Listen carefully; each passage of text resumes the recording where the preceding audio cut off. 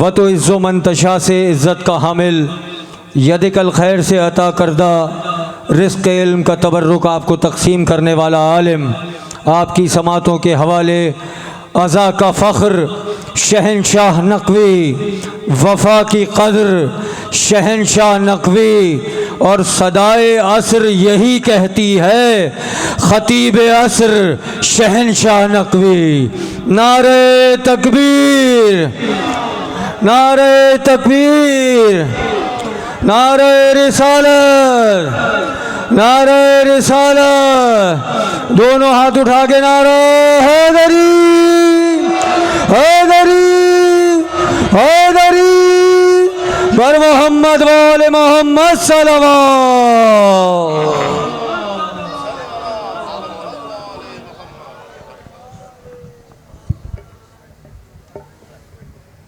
فاتحہ۔ بسم اللہ الرحمن الرحیم، الحمد للہ رب العالمین، الرحمن الرحیم، مالک یوم الدین، ایاک نعبد و ایاک نستعین، اہدنا الصراط المستقیم، صراط الذین انعمت علیہم غیر المغضوب علیہم ولا الضالین، صلی علی محمد وآل محمد۔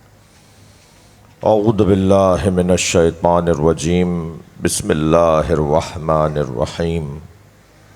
الحمد للہ الذی لا یبلغ مدحتہ القائلون ولا یحصی نعماءہ العادون ولا یعدی حقہ المجتہدون، الذی لیس لصفتہ حد محدود ولا نعت موجود ولا وقت معدود ولا اجل ممدود، فطر الخلائق بقدرته ونشر الرياح برحمته، الصلاة والسلام على الرسول المسدد المصطفى العمجد المحمود الأحمد، سيدنا ومولانا ومولى الكونين جد الحسن والحسين عاني أبا القاسم محمد،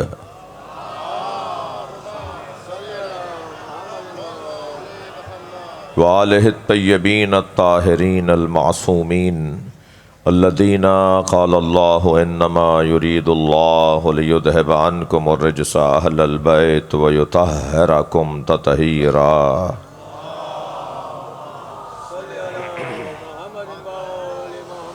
ولعنۃ اللہ علی اعدائہم اجمعین من یوم عداوتہم الی قیام یوم الدین، اما بعد۔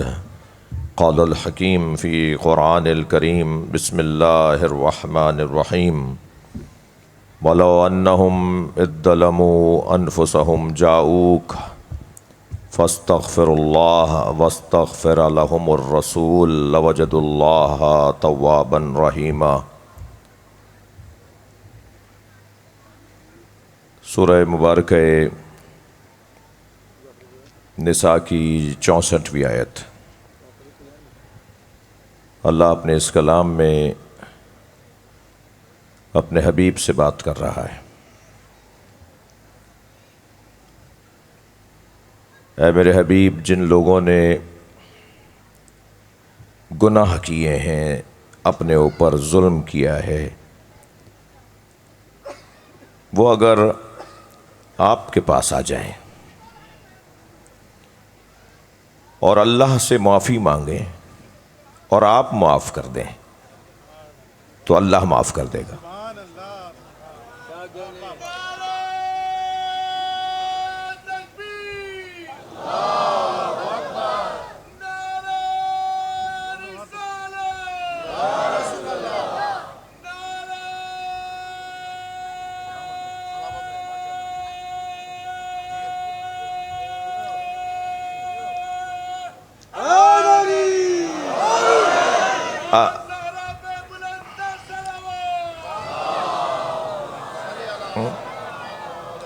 عجیب انداز ہے، اللہ مایوس رہنے والوں کو تو پسند ہی نہیں کرتا۔ بھائی اگر تم نے کوئی غلطی بھی کی ہے تو اللہ کا کیا بگاڑا ہے، اپنا نقصان کیا ہے۔ یعنی گناہ کرنے والوں کو، اچھا ایک اور آیت بھی مجھے یاد آ رہی ہے جس میں کس شان سے، کس انداز سے اللہ بات کر رہا ہے ان لوگوں کو کہ جنہوں نے اپنے ساتھ زیادتیاں کی ہوئی ہیں۔ ارشاد ہو رہا ہے قل یا عبادی الذین اسرفوا علی انفسہم، اے میرے وہ بندو جنہوں نے خود اپنے اوپر زیادتیاں کی ہیں، خود اپنے اوپر ظلم کیا ہے، لا تقنطوا من رحمت اللہ، اللہ کی رحمت سے مایوس مت ہونا۔ یعنی اللہ گناہوں کو اپنی طرف کہ میرے تم نے گناہ، تم نے میرا گناہ تمہارے گناہوں سے میری خدائی میں کمی نہیں آئے گی، تمہارے سجدوں سے میری خدائی میں اضافہ نہیں ہوگا، سجدہ بھی تم اپنے فائدے کے لیے کر رہے ہو، گناہ بھی تمہارے نقصان میں۔ یہ ایک دید ہے جو قرآن مجید عطا کر رہا ہے، یہ ایک سوچ ہے کہ جو اللہ کی طرف سے مسلمانوں کو، قرآن پڑھنے والوں کو عطا کی جا رہی ہے۔ میرے مولا علی نہج البلاغہ میں ارشاد فرماتے ہیں خبردار، اللہ نے جب ہینا خلق اللہ الخلق، خطبہ حمام کا آغاز اور ابتدائی جملے ہیں مولا کے فرمان، جب اللہ نے مخلوق کو خلق کیا تو غنی ان طاعتہم وآمنا ان معصیتہم، آمادہ ہے میں ترجمہ کروں؟ اللہ نے جب مخلوق کو خلق کیا تو وہ ان کی اطاعت سے غنی تھا اور ان کی معصیت سے محفوظ تھا۔ اگر اللہ کی معصیت کرنے والے یہ سمجھ رہے ہیں کہ اللہ کی خدائی پر کوئی فرق آ جائے گا تو جان لو کہ اللہ کی خدائی پر کوئی فرق آنے والا نہیں ہے۔ اللہ کو ساری دنیا مانے تب بھی اللہ، اور اللہ کو کوئی نہ مانے تب بھی اللہ۔ اللہ ہمارے مانے جانے سے نہیں پہچانا جا رہا، محمد اور علی کی وجہ سے پہچانا گیا۔ صلوات پڑھ لیں محمد و علی۔ مجھے اندازہ ہے رات بہت ہو گئی ہے اور آپ بہت دیر سے تشریف فرما ہیں۔ ویسے بھی بھٹو بھائی ضمناً ہمیں اور تبرکاً پڑھواتے ہیں، تو تبرکاً ہی پڑھ کے مجلس مکمل کر لی جائے تو بہتر ہے، اور اگر ایسا نہیں ہے تو پھر ایک صلوات ہدیہ کریں۔ نعرہ حیدری۔ آپ نے جو بھی صلوات پڑھی ہے نا اس سے اچھی اور بلند صلوات پڑھ سکتے ہیں۔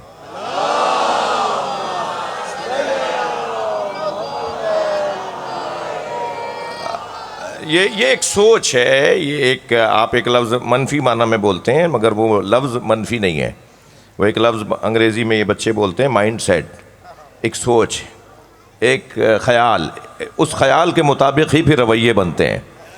جی ایک مائنڈ سیٹ کے مطابق ہی رویے بنتے ہیں۔ اللہ ہمارا مائنڈ سیٹ مرتب کر رہا ہے، ہماری سوچ کو منظم کر رہا ہے۔ یہ سوچ لو کہ تمہاری عبادتوں سے میری خدائی نہیں بڑھتی اور نہ ہی تمہارے گناہوں سے میری خدائی میں کمی آتی ہے۔ گناہ کا بھی نقصان تمہیں ہے اور عبادتوں کا بھی فائدہ تمہیں ہے۔ یہ جو نماز کے اوقات ہیں نا، یہ اللہ کے اوقات نہیں ہیں، ہمارے اوقات۔ ہم یہ نماز کے اوقات سے اپنے اوقات کو منظم کرتے ہیں۔ اللہ ہمیں ان وقتوں میں نہیں ملتا۔ بعض لوگوں کو تو مصلی پہ بھی اللہ نہیں ملتا، بعض لوگوں کو تو مسجد میں بھی اللہ نہیں ملتا۔ ناراض نہ ہوئیے گا، بعض لوگوں کو مکے جا کر بھی اللہ نہیں ملتا، اور بعض لوگ اگر آئینے میں اپنی شکل دیکھ لیں تو اللہ سمجھ میں آ جاتا ہے۔ بھائی صلوات پڑھ لیں نبی کی ذات پر۔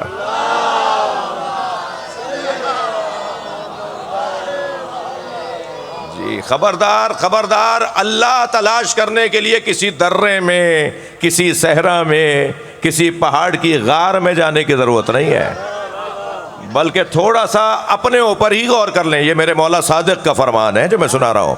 مولا فرما رہے ہیں کہ اگر اللہ کو جاننا چاہتے ہو نا تو اللہ ساری کائنات میں نظر آتا ہے، تمہارے 6 فٹ کے بدن میں نظر آتا ہے۔ نعرہ تکبیر، نعرہ تکبیر، نعرہ رسالت، نعرہ رسالت، نعرہ حیدری، بر محمد وآل محمد صلوات۔ ماشاءاللہ بھرپور مجمع ہے، جتنی دریاں بچھی ہوئی ہیں وہ سب پر ہیں۔ تھوڑا سا جو میرے احباب کھڑے ہیں وہ بھی بیٹھیں گے تو ثواب زیادہ ہو جائے گا۔ ایک اور صلوات نبی کی ذات پہ۔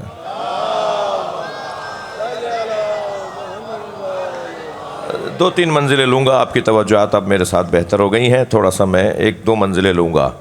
اس آیہ کریمہ میں اللہ کیا ارشاد فرما رہا ہے؟ اللہ نے وَلَوْ أَنَّهُمْ إِذْ ظَلَمُوا أَنفُسَهُمْ جَاءُوكَ، اے میرے نبی جنہوں نے خود اپنے اوپر زیادتیاں کی ہوئی ہیں، وہ اگر آپ کے پاس آ جائیں، اے میرے نبی تمہارے پاس آ جائیں، یا اللہ تو اپنے پاس کیوں نہیں بلا رہا؟ اچھا اسی آیت میں کبھی کہہ رہا فرما رہا ہے، اس آیت میں ارشاد ہو رہا ہے کہ تمہارے پاس آ جائیں اور اللہ سے معافی مانگیں اور تم معاف کر دو تو اللہ معاف کر دے گا۔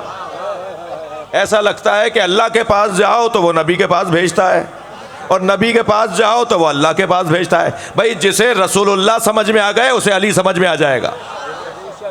جی مسئلہ تو سارا یہ سوچ ہے، یہ اس سوچ کا مسئلہ ہے کہ صرف ہمیں اللہ سے بات کرنی ہے۔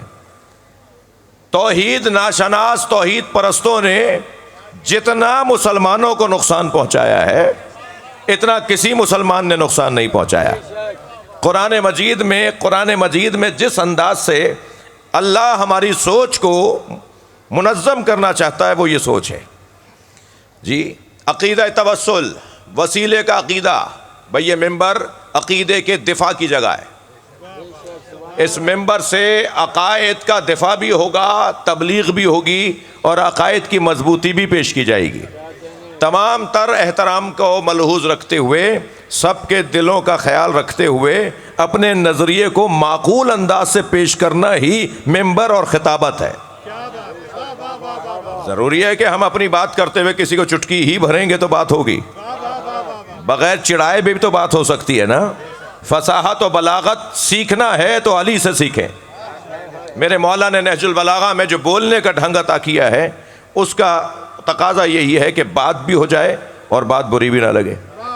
تو ہم اپنے عقائد کے دفاع میں ایک عقیدہ ہمارا بہت روشن عقیدہ یہ ہے کہ ہم اللہ سے بات کرنا چاہتے ہیں مگر وسیلے کے ساتھ۔ اور یہ ہمارا عقیدہ کیا ہوتا ہے؟ میرا عقیدہ یہ، میں کون ہوں بھائی؟ ہمارا کوئی عقیدہ نہیں ہے، ہمارا عقیدہ ہے تو وہ قرآن اور حدیث کی روشنی میں۔ اگر میرے پاس اپنے عقیدے کے لیے آیت نہیں ہے تو مجھے اپنے عقیدے کی اصلاح کرنا چاہیے۔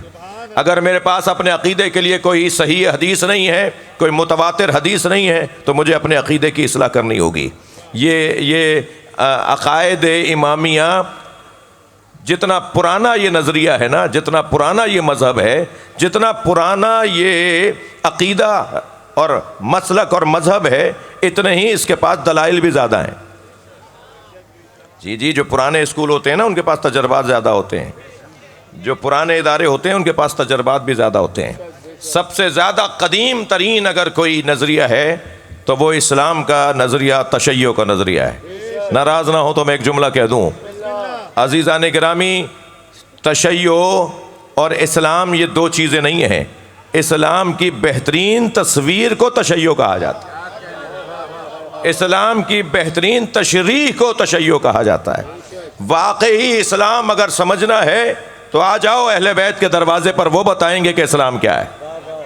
اب ان کی تعلیم کیا ہے؟ اچھا بعض لوگ کہتے ہیں کہ جی نہیں ہمیں تو اللہ سے ہی بات کرنی ہے، اور اللہ سے بات کرنا، جب اللہ ہماری رگے جان سے قریب ہے، جب اللہ ہر جگہ ہے تو ہمیں اللہ ہی سے بات کرنی چاہیے، وسیلے کی کوئی ضرورت ہی نہیں ہے۔ تو ایسے لوگ ذرا بڑا سجا کے جب اللہ کرتے ہیں تو بعض لوگ ہم میں سے بھی گھبرا جاتے ہیں کہ بھئی اللہ کے خلاف کون بول رہا ہے؟ اللہ کے خلاف کون بول رہا ہے؟ اللہ کے خلاف تو وہ بول رہا ہے جو مصطفیٰ کے خلاف بول رہا ہے۔ اللہ کے خلاف تو وہ بات کر رہا ہے جو اللہ کے نظام کے خلاف بات کر رہا ہے۔ اسی مجلس کے لیے میرے ان بھائیوں نے کام تقسیم کیا ہوا ہے، نہیں نظامت میرے بھائی کر رہے ہیں، یہ مثال فرش اعضاء اور جو ماحول ہے مجلس کا، اس کے انتظامات فلاں 2 دوست کریں گے، تبرک کا انتظام فلاں 4 دوست کریں گے، خطیبوں کو اور ذاکرین اور پڑھنے والوں کو کیسے کون جو ہے ان کا استقبال کرے گا، انہیں کہاں لے جانا ہے پہلے، پھر کہاں لے کر یہ تقسیم ہوا ہے نا کام۔ اب اگر کوئی کسی اور کے کام میں دخالت شروع کر دے تو اس سے فساد ہوگا نا۔ جب پروردگار عالم نے اپنے، عجیب بات ہے ڈاکٹر صاحب جعفر بھائی، عجیب بات ہے، اس پوری کائنات کو چلانے والے تو مدبرات امر فرشتے ہوں، اور فرشتوں کے استادوں کو نہیں مانو گے۔ صلوات پڑھ لیں ذرا نبی اور آل نبی۔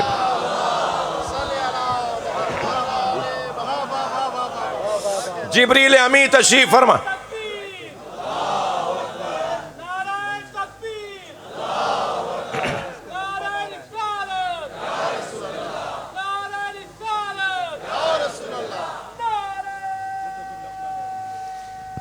جی ان کا ذرا ساتھ دیجئے تاکہ نعرہ مختصر ہو جائے۔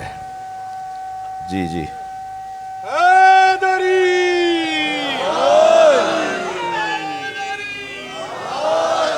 جی تب ماشاءاللہ آپ کے اللہ سانس میں اور طاقت عطا فرمائے اور توانائی عطا فرمائے. بات بہت روشن ہے. اچھا میں آپ کا اپنے پاکستانی خاص طور پر پاکستانی مسلمانوں کا پاکستانی شیعوں کا میں خادم ہوں, آپ کا خادم ہوں. پوری دنیا میں اسی حلیے میں رہتا ہوں اور کوئی سفر ایسا نہیں ہے کہ جو کوئی برابر میں آ کے نہ بیٹھا ہو کہ آپ شیعہ مولوی ہیں آپ سے سوال کر لیں. تو میں پہلا جواب تو یہ دیتا ہوں کہ میں پہن کے اس لیے پھر رہا ہوں کہ آپ سوال کر لیں. کالے کپڑے میں پہنتا ہوں, جواب آپ کیسے دیں گے؟ ماتم ہم کرتے ہیں تو جواب بھی ہم ہی دیں گے نا کہ کیوں کرتے ہیں. اہل بیت پر ائمہ اہل بیت پر امام حسین پر روتے ہم ہیں تو جواب بھی ہم ہی دیں گے نا کہ رونے کا کیا ثواب ہے اور کیا دلائل ہیں ہمارے پاس. تو ایسے ہی ایک فضائی سفر تھا, میری برابر والی سیٹ پر میں نے محسوس کیا کہ یہ کچھ چاہ رہے ہیں کہ کچھ, تو پھر ہم نے پہل کر لی اور ہم نے سلام کیا, خیریت پوچھی تو گفتگو شروع ہوئی اور وہ 2 گھنٹے کا سفر بڑا یادگار رہا. اور وہ سفر کیا تھا؟ پورے 2 گھنٹے کا مناظرہ تھا. اور اس میں جو ایک گفتگو آئی وہ اس وقت میرے مضمون میں, ایک گفتگو وہ یہ تھی جو ابھی میرے مضمون کی بات ہے. تو وہ کہنے لگے کہ آپ کے ہاں شرک ہوتا ہے. تو میں نے کہا جی کیا ہوتا ہے, کیا کرتے ہیں ہمارے لوگ, ذرا مجھے بتائیے, جا کے ان کو کہہ دوں گا کہ یہ نہیں کیا کرو. تو کہنے لگے جی آپ اللہ سے ڈائریکٹ کیوں نہیں بات کرتے, یہ وسیلہ کیا ہوتا ہے, یہ وسیلہ کیا ہے, توسل کی ضرورت کیا ہے؟ جب اللہ ہماری رگے جہاں سے زیادہ قریب ہے, ہر جگہ موجود ہے, تو ہمیں اللہ ہی سے بات کرنا چاہیے نا. تو یہ بڑا سجا کر بات کرتے ہیں. تو میں نے کہا حضور میں آپ کو کچھ آیتیں سناتا ہوں, ان آیتوں کا ترجمہ یا آپ کیجیے گا یا میں کروں گا, اور ترجمے پر بھی اتفاق کریں گے. اور سامنے کی عربی ہے, تھوڑا بھی عربی جاننے والا سمجھ لے گا کہ اللہ کیا کہہ رہا ہے. اور پھر اس کے بعد ہم ان آیات کی روشنی میں فیصلہ کرتے ہیں کہ آپ ٹھیک ہیں یا میں ٹھیک ہوں. اور آپ کی تو بڑی آرزو رہتی ہے نا کہ قرآن میں دکھاؤ. آپ تو ہر بات میں کہتے ہیں قرآن میں کہاں لکھا ہوا ہے. تو ٹھیک ہے قرآن سے ہی بات کر لیتے ہیں. اچھا جو لوگ قرآن اہل بیت کے فضائل کے موقع پہ تو کہتے ہیں کہ قرآن میں دکھاؤ, انہی سے اگر آپ پلٹ کے کہہ دیں کہ صبح کی 2 رکعت نماز ہے, قرآن سے دکھاؤ. صبح کی نماز 2 رکعت نماز ہے, ظہر کی 4 رکعت ہے, قرآن سے دکھاؤ. بھائی قرآن میں ہر خشک و تر کا ذکر ہے, مگر اس ذکر کو سمجھنے والا یا محمد ہے یا علی. ہر ایک اگر سمجھ رہا ہوتا تو نبی کا ایک کام اللہ یتلو علیہم آیات کیوں کہتا. نبی کے 4 کام ہیں, نبی کے بعثت کے 4 مقصد ہیں, ان میں سے ایک مقصد ہے یتلو علیہم آیات. میرا نبی آ کر تمہیں قرآن پڑھ کر بتائے گا. جو قرآن پڑھ نہیں سکتا وہ سمجھے گا کیسے؟ مولانا شہنشاہ حسین نقوی صاحب پر انا اعطینا کی تمام عطاؤں کے لیے بآواز بلند نعرہ صلوات. بھائی اچھا قرآن کا ترجمہ آج ہی جا کر ابھی مجلس کے بعد دوبارہ سے میری بات کو یقین تک لے جانے کے لیے ذرا دیکھ لیجئے گا. قرآن کا ترجمہ کرنے والوں نے الف لام میم کے نیچے الف لام میم ہی لکھا ہوا ہے. قرآن کا ترجمہ الف لام را کے نیچے الف لام را, کاف ہا یا عین صاد کے نیچے کاف ہا یا عین صاد. جو ترجمہ نہیں کر سکتے وہ تفسیر کیا کریں گے؟ تو ہم محتاج ہیں سرکار دو جہاں کے کہ نبی ہمیں قرآن پڑھ کر بتائیں, اور جب نبی قرآن پڑھ کر بتائیں گے تب ہمیں سمجھ میں آئے گا کہ اللہ کیسے بول رہا ہے. بھائی اہل دقت بیٹھے ہوئے ہیں, الفاظ لہجے کے محتاج ہیں. لہجہ بدلنے سے مطلب بدلتا ہے. جملہ ایک ہی ہو, لہجہ بدل دیجئے, مطلب ہی بدل جائے گا. ہر جگہ ٹپکتے ہیں ایک صاحب, اور پھر یہاں بھی آ گئے, مثلا جہاں ہم بیٹھے ہوئے تھے, ہم نے کہا آپ آ گئے,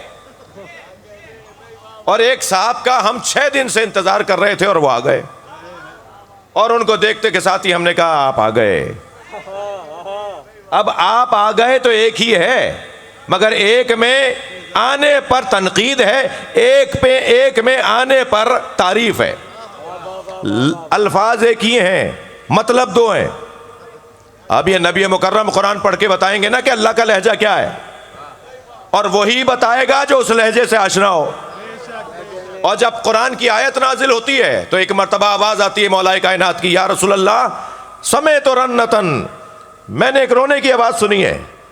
اور جب بھی آیت نازل ہوتی تھی ایک چیخنے کی آواز آتی تھی. فرمایا یا رسول اللہ آپ پر جب وحی آتی ہے تو ایک رونے کی آواز آتی ہے. میرے مولا نبی نے فرمایا مولا علی سے, یا علی یہ جو آواز تم نے سنی ھذا شیطان, یہ شیطان کی آواز ہے. انت تسمع ما اسمع و ترى ما ارى, یا علی جو میں سنتا ہوں وہ تم سنتے ہو, جو میں دیکھتا ہوں وہ تم دیکھتے ہو. الا لا نبی آبادی, بس میرے بعد نبی نہیں ہے. کون سمجھے گا کہ اللہ کس لہجے میں بات کر رہا ہے؟ جو اس لہجے سے آشنا ہوگا. تو قرآن نبی بتائیں گے. میں نے ان سے کہا جی میں آپ سے کچھ, مثلا حضرت یعقوب کے بیٹوں نے جب حضرت یوسف کے ساتھ جو کچھ کیا اور انہیں احساس ہوا کہ ہم نے بابا کو دکھایا ہے, بابا کا دل دکھایا ہے, بابا کو رنجیدہ کیا ہے, تو آ کر کہنے لگے یا ابانا استغفر لنا ربنا, ہمارے رب سے کہیے اللہ ہمیں معاف کر دے. تو حضرت یعقوب کو کہنا چاہیے تھا نا کہ تم خود کہو. بھئی تھوڑی گردن ہلا دو, بات جاری ہے. تو حضرت یعقوب کو کہنا چاہیے تھا اپنے بچوں سے کہ اللہ سے خود بات کرو, تمہیں تو اللہ کافی ہے, تم مجھ سے کیوں کہہ رہے ہو کہ میں اللہ سے بات کروں. حضرت یعقوب نے نہ صرف یہ نہیں کہا بلکہ فرمایا سوف استغفر لکم ربی, میں اپنے رب سے کہوں گا کہ اللہ تمہیں معاف کر دے.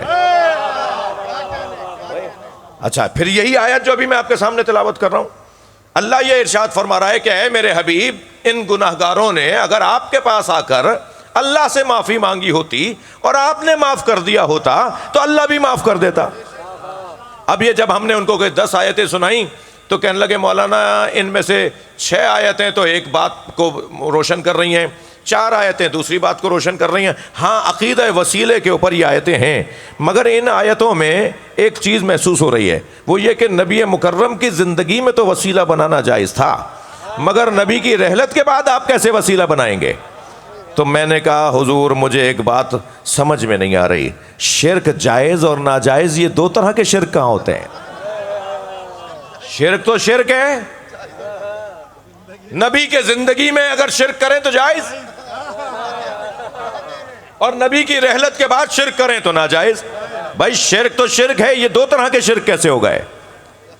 نبی کی زندگی میں سرکار کو وسیلہ بنانا اور نبی کی رحلت کے بعد سرکار 2 جہاں کو وسیلہ بنانا ہمارے عقیدے کے مطابق روشن ہے, اس لیے کہ وہ ہیں مدینہ منورہ میں مگر دیکھ پوری کائنات کو رہے ہیں. ہم واقعہ رحلت کے بھی قائل ہیں اور ہم حیات مصطفیٰ کے بھی قائل ہیں. برائے عظمت ختمی مرتبت بآواز بلند نعرہ صلوات. اور یاد رہے, بس میرا ایک پیغام پہنچ گیا, میں 2-3 مثالیں اور دوں گا کہ یہ یاد رہے کہ وَتَقَلُّبُكَ فِي السَّاجِدِينَ, قرآن پکار کے کہہ رہا ہے اے میرے حبیب ہم آپ کو ساجدوں میں پلٹاتے رہیں گے. تو اب نبی گئے نہیں ہیں, کبھی مولا علی کی صورت میں ہے, کبھی مولا امام حسن کی صورت میں ہے, اور آج بھی سرکار موجود ہے ہمارے درمیان. آخری آنے والے ان کے جانشین کا نام بھی انہی کے نام پر ہے, ان کی شکل بھی انہی جیسی ہے, ان کے شمائل بھی انہی جیسے ہیں, ان کا اخلاق بھی انہیں جیسا ہے. نبی گئے کہاں ہیں؟ نبی ہمارے درمیان موجود ہیں. اور یاد رہے جب روح بدن کے اندر موجود ہو, تھکے ہوئے تو نہیں آپ, جملہ ہدیہ کرنے جا رہا ہوں, جب روح بدن کے اندر موجود ہو اور علی 40 جگہ نظر آئے, تو جب روح بدن سے علیحدہ ہوگی تو ہر جگہ نظر آئیں گے.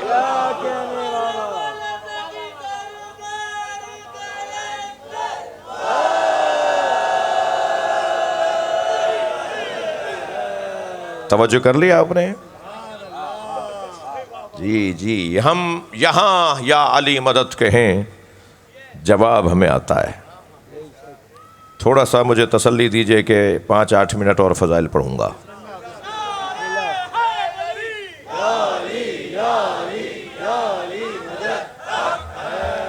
دیکھیے مانگنا 3 طرح سے متصور ہے, مانگنا 3 طرح سے متصور ہے, ایک کفر, ایک شرک, ایک عین توحید. ڈاکٹر ندیم صاحب تشریف فرمائے. میں نے ڈاکٹر صاحب سے کہا ڈاکٹر صاحب پریشان ہوں, مشکلات ہیں, ذرا 1 لاکھ روپے دے دیے. مثال دے رہا ہوں اور اس کے علاوہ کچھ اور نہیں ہے. فوراً اس لیے بولا ہے کہیں کلپ نہ کٹ جائے. یہ مولانا ممبر پہ بیٹھ کے مانگ رہے تھے. تو میں نے کہا ڈاکٹر صاحب مجھے ضرورت ہے. ڈاکٹر صاحب نے کہا اللہ سے مانگی ہے. اور میں کہوں کہ معاذ اللہ میں اللہ سے نہیں آپ سے مانگوں گا معاذ اللہ. یہ انکار کر کے کسی کا اقرار کرنا یہ کفر ہے. اگر کہنے نہیں میں معاذ اللہ کو نہیں مانوں گا, میں ان سے نہیں مانگوں گا, اس سے نہیں مانگوں گا, میں تو آپ سے مانگ رہا ہوں, یہ کفر ہے, یہ کفریہ انداز دعا ہے. جی بعض بچے تو اتنا مجھے غور سے دیکھ رہے ہیں کہ ان سے زیادہ توجہ تھوڑا سا. جی ایک مرتبہ میں ڈاکٹر صاحب سے کہوں, ڈاکٹر صاحب کہیں کہ جی اللہ سے مانگیے, اور میں کہوں کل جب مسئلہ آیا تھا تو میں نے اللہ سے مانگ لیا تھا, آج آپ سے پھر کل مانگ لوں گا, آج آپ دے دیں. یہ جو کبھی کبھی کل آج, یہ شرک ہے. وہ کفر تھا. توجہ ہے. ہم رات بہت ہو چکی تھی, رابطے نہیں ہو پا رہے, انشاءاللہ کل بہتری ہو جائے گی. جی کبھی اللہ کا انکار کر کے مانگنا یہ کفر ہے, اور کبھی کہ کل اور آج, اور کبھی اس سے, یہ شرک ہے. جی میں نے تیسرا بھی تو تصور ہے نا. میں نے ڈاکٹر صاحب سے کہا, ڈاکٹر صاحب فرمانے لگا اللہ سے مانگیے. میں نے کہا میں اللہ سے ہی مانگ رہا ہوں. اور یہ کہیں جی آپ تو مجھ سے مانگ رہے ہیں. تو میں نے کہا آپ کو دیا کس نے؟ جب ہم مولا علی سے مانگتے ہیں نا تو تمہیں یقین نہیں ہے, ہمیں یقین ہے کہ اللہ نے علی کو دیا ہے. اور جب اللہ نے علی کو دیا, اچھا تھکے نہیں, میں اور مضبوط کر رہا ہوں اپنی بات کو. یہ تو ایک سامنے کی مثال تھی نا, قرآن سے مضبوط کر لیتا ہوں اپنی بات کو. قرآن کا پہلا صفحہ الف لام میم ذالک الکتاب لا ریب فیہ ھدی للمتقین الذین یؤمنون الغیب. اب صاحبان متقی کی, صاحبان تقوی کی اللہ نشانیاں بتا رہا ہے. ھدی للمتقین, یہ قرآن متقین کی ہدایت کے لیے ہے, جن میں پہلی صفت یہ ہے کہ وہ غیب پر ایمان رکھتے ہیں. متقین کی ہدایت کے لیے ہے, ان کی پہلی صفت یہ ہے کہ وہ غیب پر ایمان رکھتے ہیں. ان کی دوسری صفت یہ ہے مما رزقناہم ینفقون, ہم انہیں دیتے ہیں اور وہ بانٹ دیتے ہیں. تمہیں تو ابھی عبداللہ شاہ غازی سمجھ میں نہیں آئے, تمہیں تو ابھی شہباز قلندر سمجھ میں نہیں آئے, تمہیں تو ابھی بھٹ شاہ سمجھ میں نہیں آئے, شاہ لطیف سمجھ میں نہیں آئے. ان سب کے مولا کو علی کہتے ہیں. حیدر حیدر حیدر, نعرہ حیدری بر محمد وال محمد بلندر صلوات. اگر متقی کوئی, یہ سارے صاحبان تقوی لوگ ہیں نا, یہ اولیاء الہی جن کے مزارات ہیں, جن پر آپ جاتے ہیں, یہ سب اللہ کے متقی لوگ ہیں نا. اور متقی کی صفت یہ ہے کہ اللہ متقی کو دیتا ہے اور متقی بانٹ دیتا ہے. تو متقی اللہ سے لے کے بانٹتا ہے. میں امام المتقین کے بارے میں بات کر رہا ہوں. اسی لیے دہلی شریف ہے, اجمیر شریف ہے, اچ شریف ہے, مگر نجف اشرف ہے. تمام تر کمالات کا مرکز مولا علی کا شہر ہے, اور ان سے مانگنا عین توحید ہے. کوئی عقیدہ توحید سے باہر نہیں جا رہے. ختم کرو یہ رٹ کے یہ توحید کو نہیں مانتے. تم ہمیں توحید بتاؤ گے؟ ہم نہج البلاغہ پڑھنے والے لوگ ہیں, ہم صحیفہ سجادیہ پڑھنے والے لوگ ہیں, ہم مولا حسین کی دعائے عرفہ پڑھنے والے لوگ ہیں. جتنا عقیدہ توحید امام صادق نے بتایا ہے, اتنا عقیدہ توحید کسی کی سوچ میں نہیں ہے. ہاتھ پیروں والا اللہ رکھنے والے, انہیں توحید سمجھائیں گے جو نہج البلاغہ پڑھنے والے ہیں. نہیں عزیزو, اللہ کا کرم ہے کہ ہم اپنے تعلیمات میں بہت زیادہ مضبوط ہیں. جتنی مضبوط تعلیمات ہمیں ائمہ اہل بیت نے عطا کی اور علماء کرام نے کتابوں میں لکھ کر ہم تک پہنچائی ہیں, اور ہم طالب علم اس کو پڑھ کر ممبر پر آ جائیں, اس سے زیادہ بہتر تعلیم کسی اور مسلک, مکتب, دین, دھرم میں نہیں ہے. اور ہمیں مضبوط رکھنے کے لیے انسان کے پاس ہر علم ہو, انسان کے پاس ہر چیز ہو, مگر اعصاب کمزور ہوں, کیا فائدہ ہے اس علم کا؟ کیا کرے گا یہ ڈاکٹر جس کا ہاتھ کانپ رہا ہے سوئی لگاتے ہوئے؟ جی میں بچے بھی بیٹھے ہوئے نا, یہ سوئی زیادہ سمجھتے ہیں. یہ سرجن کیا کرے گا جس کے اعصاب کمزور ہوں؟ یہ عالم دین کیا کرے گا جس کے اللہ اکبر حق بات اس لیے نہیں کر رہا کہ پھر اس کو کسی مصیبت کا سامنا ہوگا. تو پھر یہ عالم کیسا عالم ہے؟ یہ ڈاکٹر کیسا ڈاکٹر ہے؟ یہ سیاستدان کیسا سیاستدان ہے؟ تھک رہے ہیں آپ میری باتوں سے؟ یعنی ہر کمال ہو مگر اعصاب کمزور ہو. تلوار نہیں کاٹتی، تلوار کی بنیاد پر جنگیں نہیں لڑی جاتی، اعصاب کی بنیاد پر جنگیں لڑی جاتی ہیں. جس کی تلوار میں دھار بہت تیز ہو اور اعصاب کمزور ہو تو یہ کسی اور کو مارنے کے بجائے اپنی گردن پہ چلا لے گا. کیا فائدہ ایسے اسلحوں کا؟ صلوات پڑھیں ذرا محمد و آل محمد.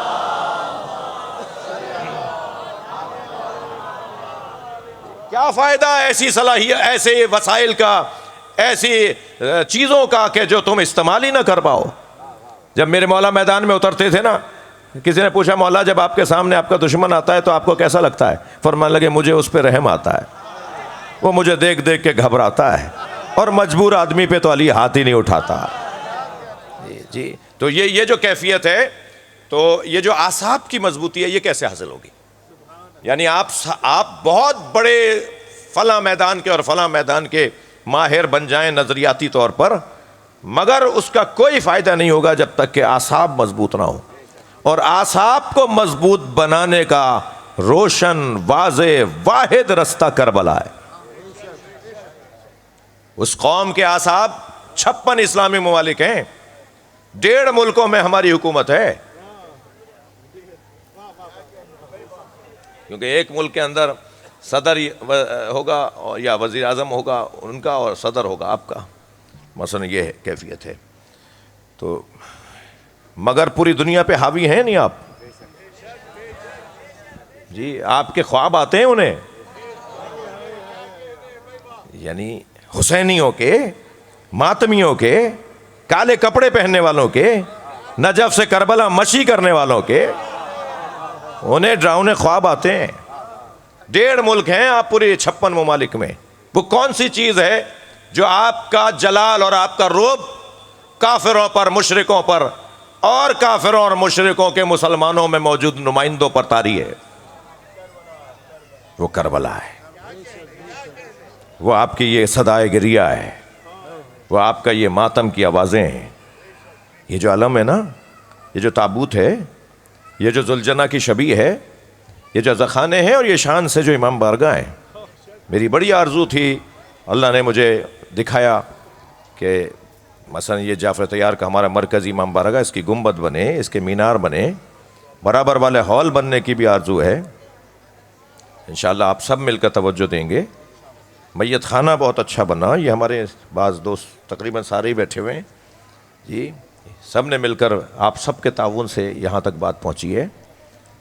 جی آئیڈیل تو نہیں ہوتا کوئی، مثالی کوئی نہیں ہوتا. اعتراض آپ کا مجھ پر اور میرا آپ پر ہو سکتا ہے ہو، لیکن کوشش کرنے والے رہنے چاہیے، اور انشاءاللہ آئندہ بھی اور بہتری آتی چلی جائے گی. عزیزو، شان سے، ہمارے ادارے شان سے ہونے چاہیے. یہ جو آپ کے، یہ جو ہمارا کام ہے نا، یہ جس کام کے لیے ہمیں اللہ نے منتخب کیا ہے، جس کام پر ہمارے بڑوں نے ہمیں لگایا ہے. میں بار بار کہتا ہوں ان چھوٹے بچوں کو مجلس میں ضرور لایا کرو. یہ گود میں آ کر مجلس میں آ کے سو جائے یہ بہتر ہے نہ آنے سے. اسے گھر ہی چھوڑ کر آ گئے، نیند آ رہی تھی اس لیے چھوڑایا، بھائی گود میں اٹھا کے لے آتے، یہ سوتے سوتے بھی صلوات کی آواز سنتا تو. اسے مجلس عزا میں ماتم کی آواز میں آتی، یہ کچھ نہ کچھ ضرور لے کر جاتا، اس فضا سے آگاہ اور آشنا اور مانوس ہو جاتا. ہمیں بھی تو کوئی لے کر آتا تھا نا. یہ بہت بڑا ایک جہاد ہے جسے عزاداری کہا جاتا ہے، اور الحمدللہ یہ بڑھتا جا رہا ہے. یہ ہمارے امام بارگاہ بہت بڑے بڑے بنے تھے جو اب چھوٹے پڑ گئے. امام بارگاہ چھوٹے نہیں پڑے، حسینیوں میں اضافہ ہوا ہے.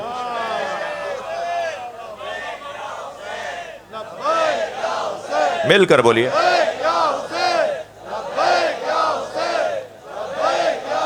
بلند صلوات نبی اور آل نبی پر، اللہم صلی علی محمد و آل محمد. یہ صدائے گریہ، یہ ماتم، یہ عزاداری ابھی میرے بعد مسلسل عزاداری ہے. بہت نامور لوگ پڑھنے والے ہیں، اور میں نے بھٹو بھائی سے ایک شرط لگائی ہے، آئندہ اگر مجھے یاد کرنا ہے تو میری تصویر اشتہار پہ نہیں لگائیں گے آپ. یہ بند کروائیے یہ سلسلہ. میرے بچپن میں کچھ گھروں کا اس کے ساتھ ایک گھر کے ساتھ ایک لفظ پہلے لگایا جاتا تھا جی. کچھ گھروں کے اشتہارات چھپتے تھے, اس میں کردار ادا کرنے والوں کی تصویریں ہوتی تھیں.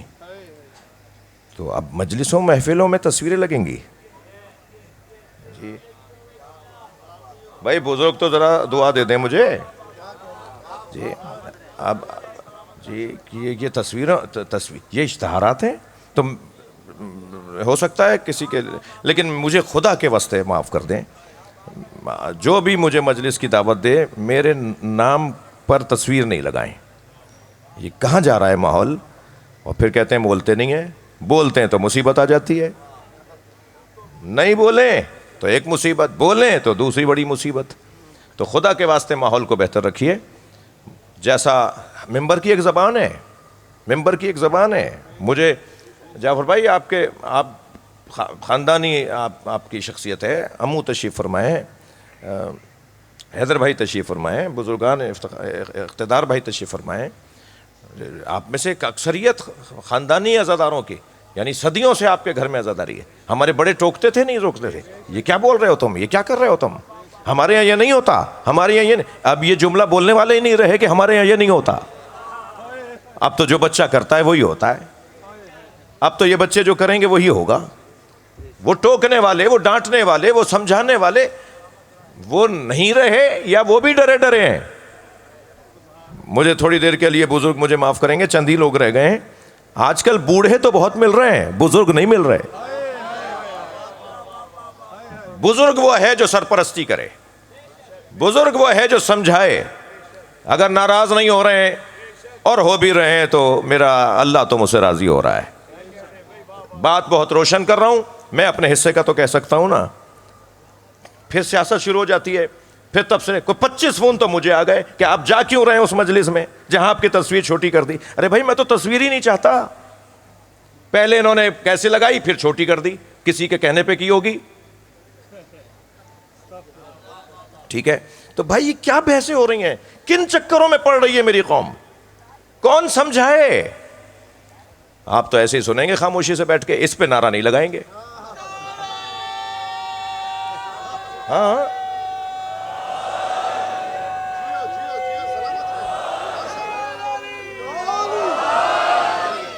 نہیں, ابھی بھی لوگ مطمئن نہیں ہیں.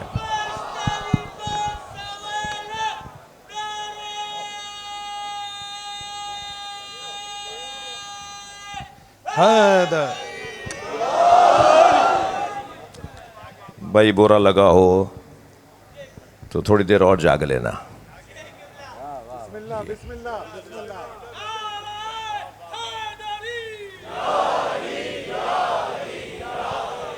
میرا مزاج آپ جانتے ہیں, آخری آدمی تک ہاتھ بلند کر کے قبلہ کی صحت و سلامتی کے لیے بھی اور اپنے جوش جذبے کے لیے نعرہ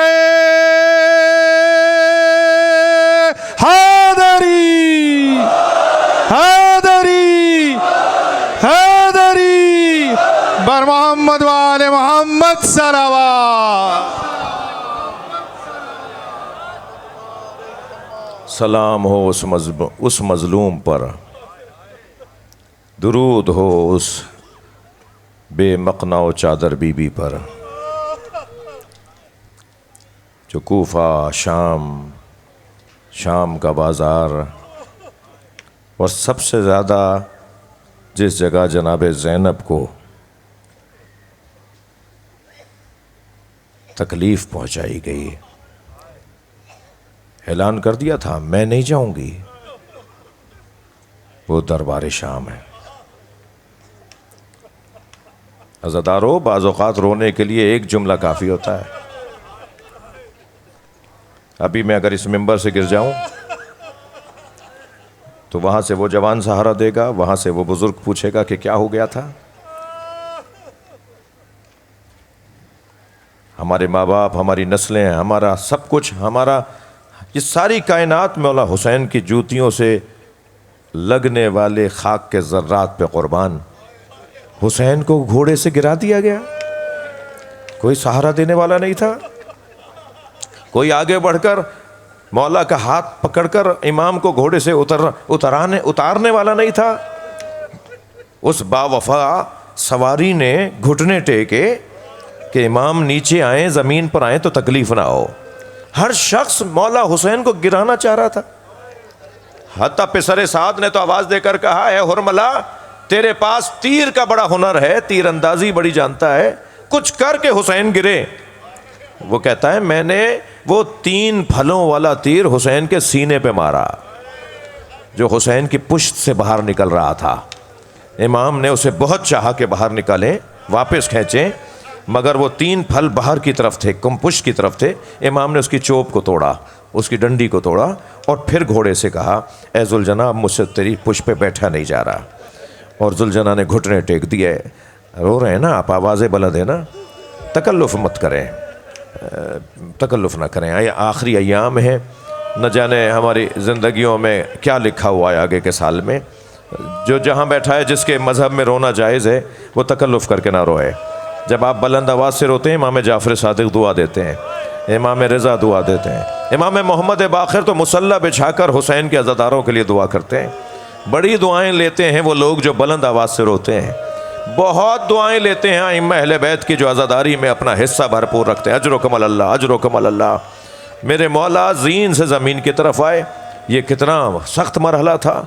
عزاداروں، شام کے بازار سے ایسے کھینچا جا رہا تھا جیسے بیچے جانے والے غلاموں کو کھینچا جاتا ہے. میرے مولا سجاد فرماتے ایک گھر سے پتھر اور انگارے پھینکے گئے، ایک انگارہ میرے سر پر آ کر گرا، میں آواز دیتا رہا میرا سر جل رہا ہے، مگر میرے ہاتھوں میں تو ہتھکڑیاں تھیں، کسی نے میرے سر سے انگارہ نہیں ہٹایا. وہ سخت ترین منزل جو تھی نا جناب زینب کے مصائب کے باب میں، وہ منزل وہ تھی کہ جب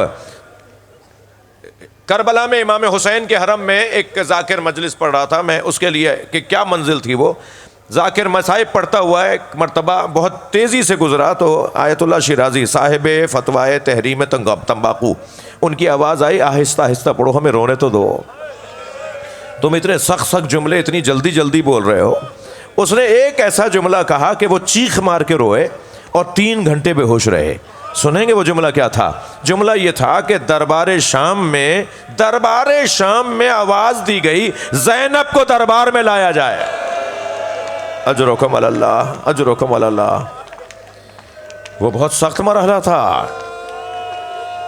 شام کا دربار، جب شمر کو بلایا گیا کہ شمر بتا تو نے کربلا میں کیا کیا، تم لوگوں نے کربلا میں کیا کیا ہے. شمر ایک چبوترے پہ کھڑا ہو کر گزارش سنانے لگا، کہنے لگا ہم نے حسین کے دوستوں کو مارا، پھر حسین کے بچوں کو مارا، جب حسین کو تنہا کر دیا تو پھر حسین کو ہم نے گھیر کے مارا. جیسے ہی اس نے یہ کہا نا کہ ہم نے حسین کو تنہا کر کے مارا تو بیبیوں کے حلقے سے جناب زینب کی آواز آئی، اور آواز یہ تھی اسکت ایھا الکاذب ابن الکاذب، اے جھوٹے اور جھوٹے کی اولاد خاموش. سب نے مڑ کر دیکھا، کہا یہ کون ہے؟ کہا یہ حسین کی بہن زینب ہے. وہاں موجود لوگوں نے کہا زینب کو بولنے کا موقع دیا جائے. جناب زینب بیبیوں کے حلقے سے خطبہ ارشاد فرماتی ہے، اور میری بیوی نے جو خطبہ دیا ہے وہ تاریخی خطبہ ہے. فرماتی ہیں اس خطبے میں فرماتی ہیں ان عقل حسین لا یترک فی الکوفہ الا وفیہ باکن و باکیہ. تو کہہ رہا ہے کہ میرے بھائی کو مار دیا تم نے؟ میرے بھائی نے کوفے میں کوئی گھر نہیں چھوڑا جہاں میت نہ بھیجی ہو. میرے پیاسے بھائی نے، میرے تنہا بھائی نے کوفے میں کوئی تم میں سے کسی کا گھر نہیں چھوڑا جہاں میرے بھائی نے ایک جنازہ نہ بھیجا ہو. تمہارے اتنے لوگ مارے ہیں میرے بھائی نے. یہ جب میری بیوی نے خطبہ، تو ایک مرتبہ آواز آئی، میں مختصر کر رہا ہوں، یزید کی آواز آئی، اے زینب سب سے بڑی مصیبت تم نے کیا دیکھی؟ اب جناب زینب کو اور دکھی کرنا چاہتا ہے کہ حضرت علی اکبر کا حال سنائیں گی، یا قاسم کا حال بتائیں گی، یا ان محمد کے لاشوں کا حال بتائیں گی، یا عباس کے کٹے ہوئے بازوؤں کا تذکرہ کریں گی، یا حسین مولا پہ چلتا ہوا خنجر بتائیں گی، یا حسین کے بدن پہ دوڑتے ہوئے گھوڑے بتائیں گی. یہ کہنے لگا بتاؤ زینب تم نے سب سے بڑی مصیبت کیا دیکھی؟ تو جناب زینب نے فرمایا زینب پر سب سے بڑی مصیبت یہ ہے کہ تجھ جیسے سے بات کر رہی ہے.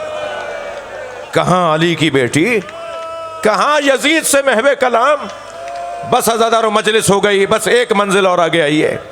یہ میری بیوی شام سے رہائی پا کر مدینہ جانا چاہتی ہیں. امام سجاد نے محملوں کو لا کے کھڑا کیا. جب امام کے حکم پر محملیں آ کر لگ گئیں تو بی بی زینب سے فرمایا اماں بیویوں سے کہیے کہ سب آ کے بیٹھیں. جناب زینب نے ہماریوں کو دیکھا تو اس پہ رنگین پردے لگے ہوئے تھے، جو پردے کپڑے لگے ہوئے تھے وہ رنگین تھے. فرمایا زین العابدین میں ان محملوں میں نہیں بیٹھوں گی. اجعلوہا سودا حتی یعلم الناس نحن فی عزاء اولاد الزہرا. انہیں کالے کپڑوں میں تبدیل کرواؤ تاکہ جہاں جہاں سے یہ سواریاں جائیں لوگ سمجھ جائیں کہ حسین کے عزادار جا رہے ہیں. اجرکم اللہ اجرکم اللہ.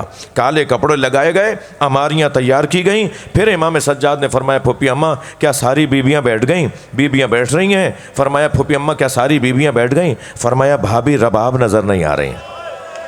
جناب زینب نے فرمایا زین العابدین بھابھی رباب نظر نہیں آ رہی. امام سجاد نے فرمایا مجھے پتہ ہے میری ماں کہاں ہے. اب آگے آگے امام سجاد، پیچھے پیچھے بیویاں چل رہی ہیں. امام نے زندان شام میں قدم رکھا تو کیا دیکھا جیسے کوئی ماں اپنے بچے کو گلے لگائے ہوئے ہو، ایسے جناب رباب نے قبر سکینہ کو اپنے سینے سے لگایا ہوا ہے اور ایک بین کر رہی ہیں سکینہ اٹھو ہم مدینے جا رہے ہیں. تو میں مدینہ بہت یاد آتا تھا، اے میری بچی تمہیں وطن بہت یاد آتا تھا. ایک مرتبہ آواز آئی جناب زینب کی، بھابھی چلیے قافلہ تیار ہے.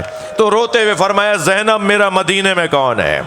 میرا والی کربلا میں رہ گیا، میری بچی اکیلی ہے. کیسے لائے ہیں قبر سکینہ سے بی بی رباب کو، محمل میں لا کر بٹھایا. قافلہ چلنے لگا. شام کے دیہات کی عورتوں نے الوداع یا زینب الوداع یا زینب کے نوحے بلند کیے. بی بی زینب نے محمل کا کچھ پردہ ہٹایا اور شام کی عورتوں کو آواز دے کر کہا اے شام کی عورتوں مجھ پہ ایک احسان کرو گی؟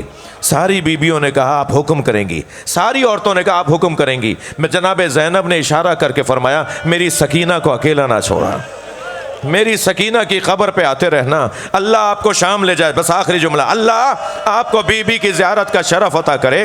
اب جب جائیں نا شام تو جالی سے قبر کو ضرور دیکھیے گا. آج بھی شام کے دیہات کی عورتیں کھلونے لا کے ڈالتی ہیں، گڑیائیں لا کے ڈالتی ہیں اور ایک نوحہ پڑھتی ہیں تمہاری ماں سے وعدہ کیا تھا ہم تمہاری قبر پر آتے رہیں گے. الا لعنت اللہ علی القوم الظالمین. یا اللہ ان آوازوں پر رحمت نازل فرما، رونے والوں کی توفیقات میں اضافہ فرما، امام کے ظہور میں تعجیل فرما. یا حسین یا حسین.